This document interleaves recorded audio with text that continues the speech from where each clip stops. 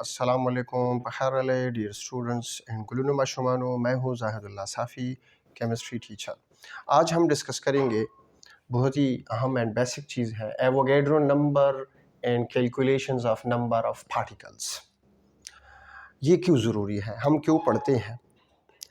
इसलिए हम Avogadro number को पढ़ते हैं, पार्टिकल्स को इसीलिए कैलकुलेट किया जाता है क्योंकि बाज़ औक़ात केमिस्ट को पार्टिकल्स, आइंस या इलेक्ट्रॉनों की नंबर की ज़रूरत हो तो हम एवोगैड्रो नंबर से उसकी एग्जैक्ट नंबर बता सकते हैं। So that's why in many experiment we use number of particles, so that's why we study Avogadro number.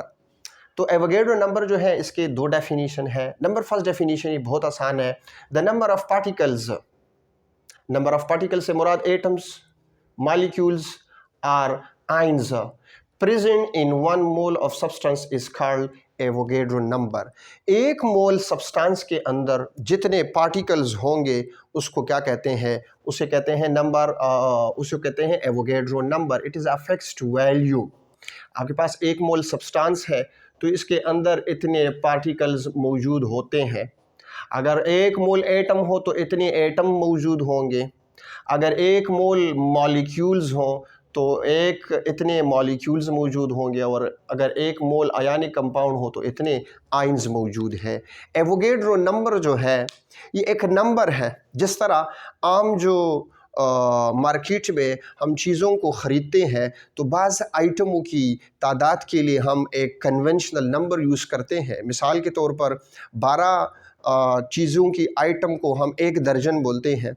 इसी तरह पेयर को हम दो चीज़ों को हम क्या कहते हैं? पेयर्स बोलते हैं। इसी तरह ग्रास भी एक कन्वेंशनल टर्मिनोलॉजी है जो कि नंबर ऑफ़ आइटम्स को शो करते हैं। वैसा ही केमिस्ट्री के अंदर एक नंबर है जो कि उस मोल के अंदर पार्टिकल्स की तादाद को शो किया जाता है। तो एक मोल के अंदर हमेशा इतने पार्टिकल्स होंगे। इस नंबर को हम कहते हैं एवोगैड्रो नंबर। ये एक नंबर है, मैथमेटिकल नंबर है।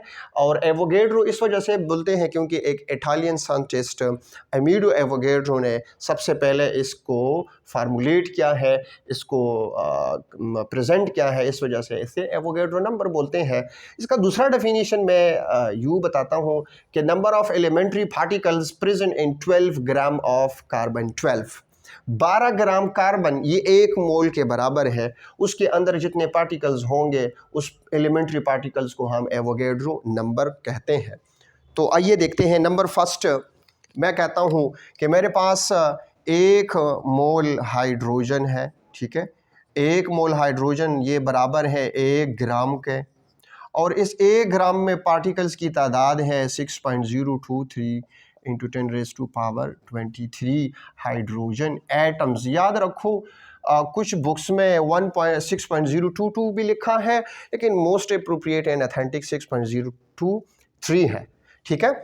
अच्छा, अगर मैं कहूँ कि एक मोल आपके पास एक मोल सोडियम है तो इसके अंदर 23 ग्राम्स है और इसके भी नंबर ऑफ़ एटम्स कितने हैं? 6.023 10⁻23 सोडियम एटम्स।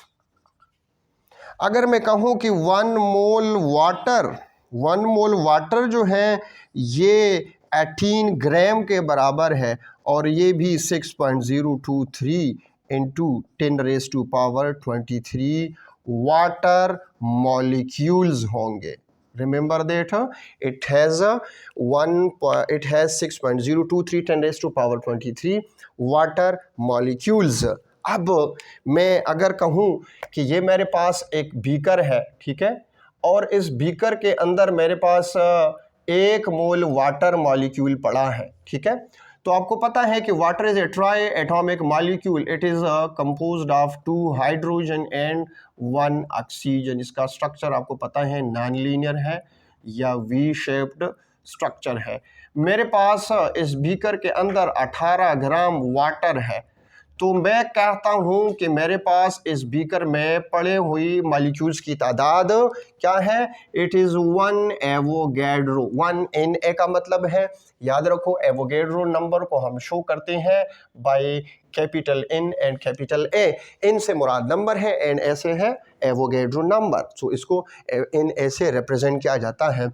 तो इस बीकर में पड़े हुई वाटर के अंदर जो है एक कितने वाटर मॉलिक्यूल्स है, 1 एवोगैड्रो वाटर मॉलिक्यूल्स मौजूद है।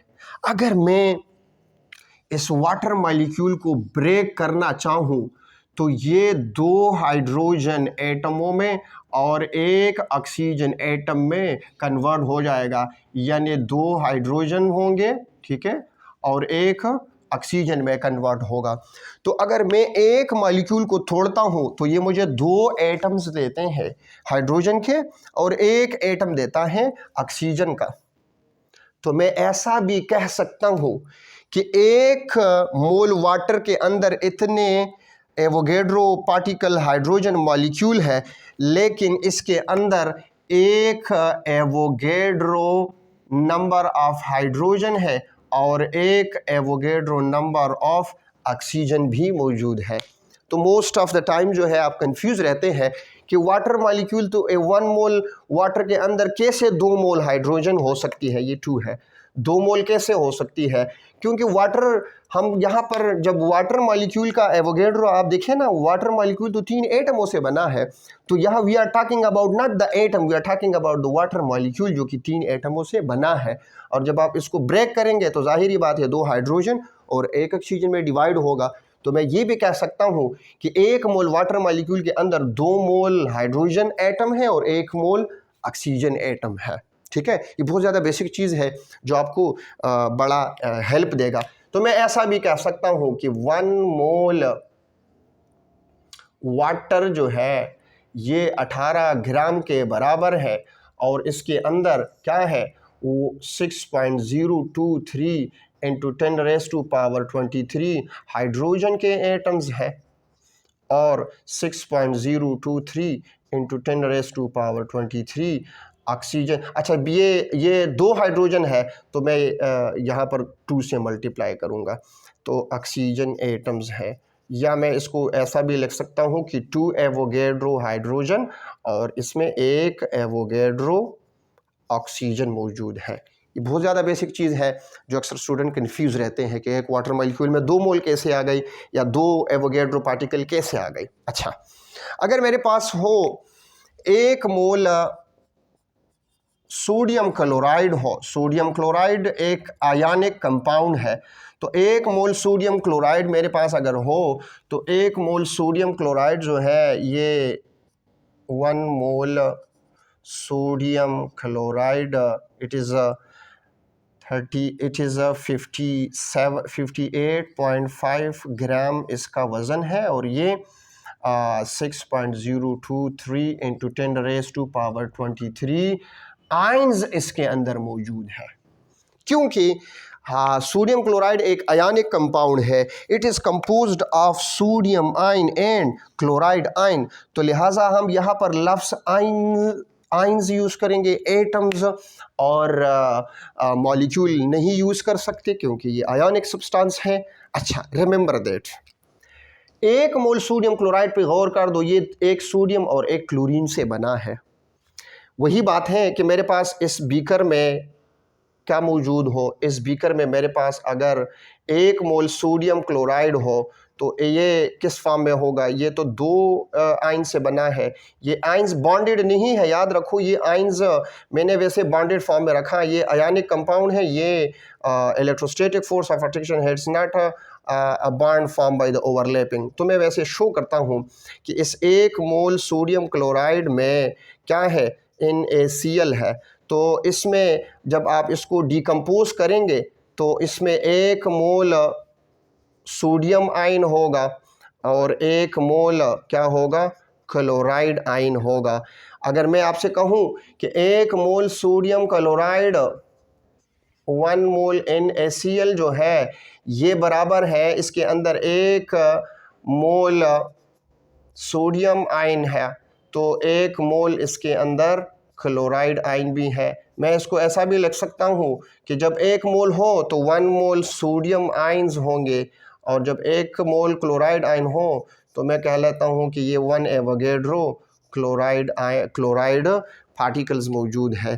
तो आपने इस तरीके से आयन्स और मॉलिक्यूल को डिवाइड करके एटमों की तादाद भी बता सकते हैं। ठीक है, अब यहाँ पर एक जो बेसिक टेक्निकल बात है जो स्टूडेंट्स को पता नहीं होता, और वो ये है कि आप ज़रा गौर कर लो, 1 मोल सब्सटेंस मैंने सबकी ली है, 1 मोल सब्सटेंस में पार्टिकल्स की तादाद सेम है, लेकिन मैसेस क्या है, डिफरेंट है। हाइड्रोजन का 1 ग्राम है, उसके अंदर भी इतने पार्टिकल्स है।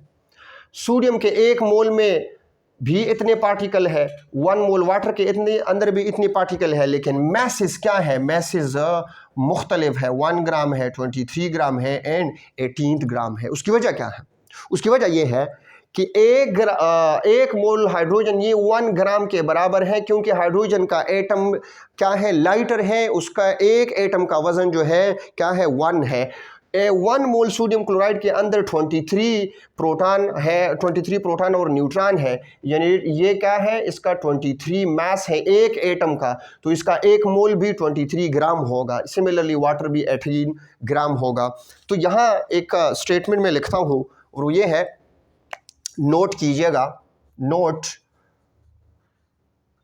1 mole of different substance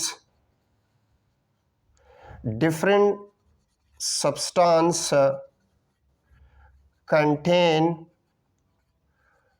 different masses but same number of particles। आपने देखा कि 1 मोल सब्सटेंस के अंदर मासेस तो मुख्तलिफ हो सकती है, लेकिन 1 मोल सब्सटेंस के अंदर पार्टिकल्स की तादाद हमेशा क्या होंगी, हमेशा कांस्टेंट रहेगा। तो यहाँ पर एक जनरलाइजेशन हम कर सकते हैं, और वो ये है कि number of particles it depends upon the number of moles. अगर 1 मोल हाइड्रोजन हो, और अगर 2 मोल हाइड्रोजन हो और 1 मोल वाटर मॉलिक्यूल हो, तो पार्टिकल की तादाद किस में ज़्यादा होंगी? ऑफ कोर्स हाइड्रोजन के 2 मोल्स है, तो उसमें पार्टिकल्स की तादाद भी 2 एवोगैड्रो होगा। वाटर का 1 मोल है, 1 एवोगैड्रो होगा, लिहाजा hydrogen has a greater number of atoms. तो नंबर ऑफ एटम्स जो है या नंबर ऑफ पार्टिकल्स जो है, it is directly proportional to number of moles. अगर मोल्स की तादाद ज़्यादा है, पार्टिकल्स की तादाद भी ज़्यादा होगा। अगर नंबर ऑफ मोल्स कम है तो पार्टिकल्स की तादाद भी कम होगा। अच्छा, इसके लिए अब एक फार्मूला होना चाहिए जो हमें बता दे कि पार्टिकल्स को कैसे कैलकुलेट किया जाता है। तो पार्टिकल्स को कैलकुलेट करने के लिए एक आसान फार्मूला है, और वो ये है कि number of particles is equal to mass in gram, mass in grams divided by molar mass into Avogadro number। ठीक है, तो मैं इसको ऐसा शॉर्ट फॉर्म में लिख सकता हूँ, small m divided by capital M into Avogadro number. तो ये एक फार्मूला है जिससे आप क्या कर सकते हैं, नंबर ऑफ एटम्स बता सकते हैं किसी भी इसका नंबर ऑफ मोल्स जो है बराबर होंगे mass in gram divided by molar mass into Avogadro number. ये नंबर ऑफ पार्टिकल्स होगा, क्या होगा ये, ठीक है, ये नंबर ऑफ पार्टिकल्स होगा। ठीक है, तो ये एक तरह का फार्मूला है। दूसरा, मैं इसको ऐसा भी शॉर्टली लिख सकता हूँ कि number of particles is equal to, आपको अगर मोल्स पता हो उसको मोलर मास से मल्टीप्लाई कर दो, तो ये आपके पास क्या आएगा, इसके पास आपके पास आंसर आएगा। तो एंट्री टेस्ट में जो मेडिकल या एंट्री टेस्ट इंजीनियरिंग एग्जाम्स होते हैं उसमें कैसे सवाल आते हैं, एक सवाल ऐसा आता है कि which of the following has greater number of atoms. तो आपने ये फार्मूले से लगाने होंगे। आपको मास दिया जाएगा, कंपाउंड का फार्मूला होगा, तो मास को मोलर मास पे डिवाइड करो और एवोगैड्रो फिर से मल्टीप्लाई कर दो, तो जिसका ज़्यादा आएंगे उसके पार्टिकल्स की तादाद भी ज़्यादा होंगे। दूसरा सवाल ऐसा आता है कि आपको मोल्स दिए जाते हैं और आपसे पूछते हैं कि इनमें से पार्टिकल्स की तादाद किसकी ज़्यादा होंगी और किसकी कम होंगी। तो आपने इस फार्मूले से करना है कि number of particle is equal to number of moles multiplied by its molar mass. तो ये दो फार्मूले हैं जो आपको हेल्प देंगी नंबर ऑफ़ पार्टिकल्स को या नंबर ऑफ़ एटम्स को कैलकुलेट करने के लिए। मिसाल के तौर पर मैं आपसे कहता हूँ calculate the number of molecules in 0.5 gram of water. मेरे पास 0.5 ग्राम ऑफ वाटर है, बताओ कि इसमें कितने नंबर ऑफ मॉलिक्यूल्स होंगे। तो इसके लिए मैं ये वाला फार्मूला लगाऊंगा, नंबर ऑफ मॉलिक्यूल्स बराबर होंगे mass of water divided by molar mass into Avogadro. तो मास ऑफ वाटर 0.5 है और मोलर मास 18 है और इसको मल्टीप्लाई कर दो एवोगैड्रो के साथ। एवोगैड्रो जो है 6.02 3 इंटू 10 रेज़ टू पावर 23 है। इससे आपको जो रिज़ल्ट आएगा वाटर के मॉलिक्यूल्स होंगे। तो ये एक आसान सा फार्मूला है जो आपको नंबर ऑफ़ पार्टिकल्स कैलकुलेट कर सकते हैं। एक और एमसीक्यू है जो मोस्टली आ जाता है और वो ये है कि mole is both quantity and number. क्या है, याद रखिएगा, ये स्टेटमेंट ज़रा लिखो कि मोल इज़ बोथ क्वांटिटी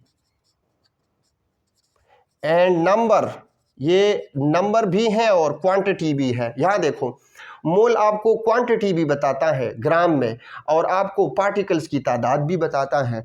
तो that's why mole is both quantity and number. So ये एक एवोगैड्रो नंबर है जो आप कैलकुलेट कर सकते हैं नंबर ऑफ एटम्स को। ठीक है, अब आओ हम कुछ प्रैक्टिस के एमसीक्यूज पर प्रैक्टिस करते हैं। सबसे पहला एमसीक्यू है Avogadro number of carbons are present in. सवाल दिया है कि नीचे दिए गई में से एवोगैड्रो नंबर ऑफ कार्बन किस में होंगे। बेटा ऑप्शन दिया है 12 ग्राम ऑफ कार्बन डाइऑक्साइड है, 22.4 decimetre carbon dioxide gas at room temperature, 44 gram of carbon dioxide है, 12 मोल्स ऑफ कार्बन डाइऑक्साइड है। तो आपने नीचे कार्बन एवोगैड्रो नंबर जो है ये एक मोल में जितने पार्टिकल्स होंगे उसमें उसको हम एवोगैड्रो कहते हैं।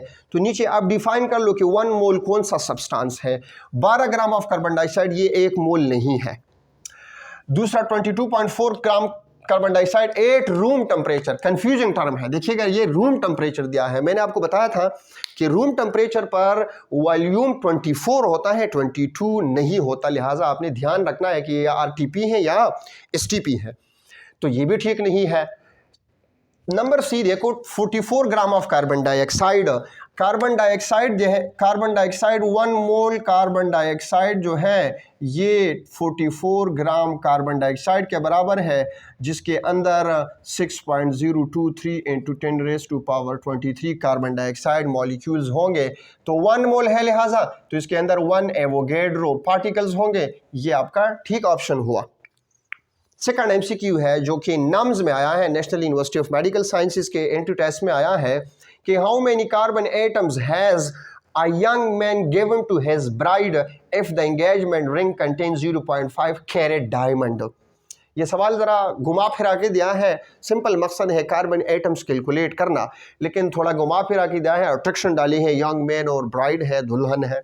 अच्छा, उसमें सवाल ये है कि कितने carbon atoms, how many carbon atoms, कितने कार्बन एटम्स एक यंग मैन अपनी बनने वाली जो दुल्हन है उसको देती है जब एंगेजमेंट रिंग जो है इसके अंदर 0.5 कैरेट डायमंड हो। यानी 0.5 कैरेट डायमंड एक यंग मैन अपनी दुल्हन को देती है। बताओ कि असल में उसने दुल्हन को कितने कार्बन के एटम्स दे दिए।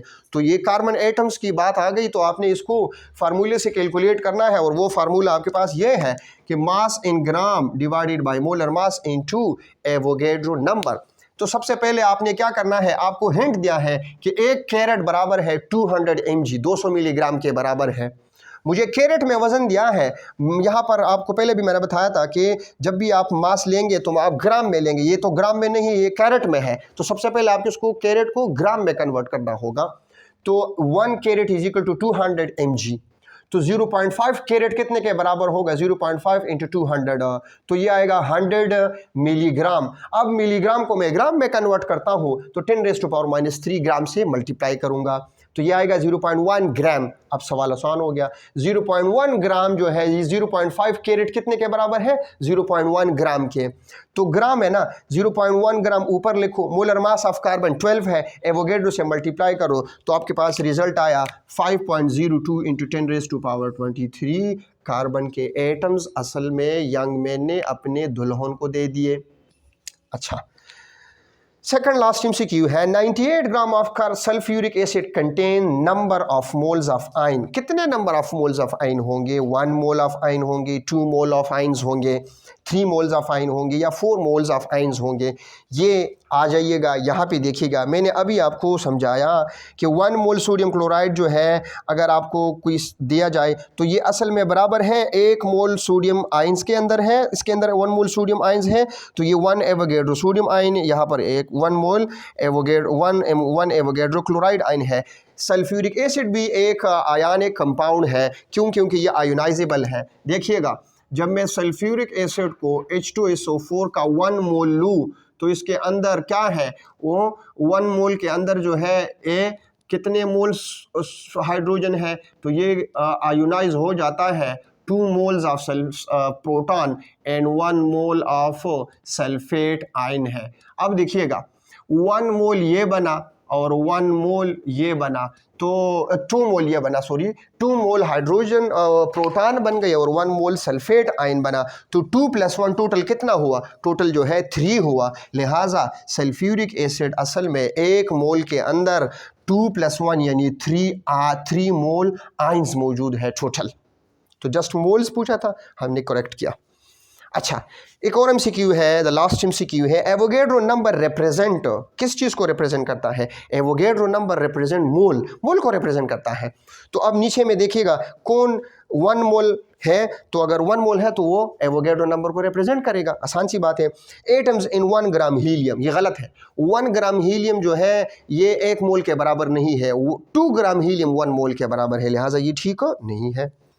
Molecules in 35.5 gram chlorine gas बना होता है Cl2 से, लिहाजा Cl2 जो है ये कॉम्बिनेशन है 2 क्लोरीन एटम का, तो ये क्लोरीन जो है 35.5 + 35.5 तो ये 70 समथिंग आएगा, जो कि ये 1 मोल नहीं है। ठीक है, वज़न यहाँ पर गलत दिया है, ये 1 मोल सब्सटेंस को रिप्रेजेंट नहीं करता। दूसरा जो ऑप्शन है, atoms in 24 gram of magnesium, तो एटम्स इन 24 ऑफ मैग्नीशियम, आपको पता है मैग्नीशियम जो है अगर मैं 1 मोल मैग्नीशियम लूँ यानी ये बराबर है 24 ग्राम और ये बराबर हुआ 6.023 इंटू 10⁻23 मैग्नीशियम एटम्स। तो चूंकि ये 1 मोल है तो 1 मोल के अंदर 24 ग्राम है, तो 24 ग्राम असल में 1 मोल को रिप्रेजेंट करता है और 1 मोल के अंदर एवोगैड्रो होता है। या यूँ समझिएगा कि इतने पार्टिकल्स जो है ये 1 मोल क्वांटिटी को रिप्रेजेंट करते हैं, जो कि 24 ग्राम के बराबर है। तो आपका राइट ऑप्शन जो है बी है। तो ये जो है बेटा एवोगैड्रो नंबर के साथ रिलेटेड चीज़ें थे जो कि आपने सीख लिए। याद रखिएगा जो एंट्रेंस टेस्ट एग्ज़ाम्स होते हैं उसमें से ज़रूर एक सवाल आता है, और इसके अलावा और भी जो कॉम्पिटिटिव एग्ज़ाम है, आपने बोर्ड एग्ज़ामिनेशन देनी है, इसमें सवाल ज़रूर आता है, तो आपने इसको गौर से पढ़ना है। तो तब तक अब दुआ में याद रखिएगा। अल्लाह हाफिज़।